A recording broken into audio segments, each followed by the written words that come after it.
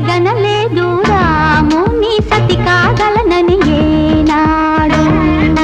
రాముడు అనుకోలేదు జానకి పతి కాగలనని ఆనాడు.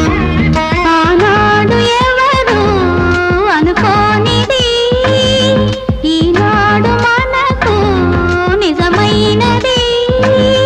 ఆ రామాయణం మన జీవన పారాయణం. రాముడు అనుకోలేదు జానకి పతి కాగలనని ఆనాడు.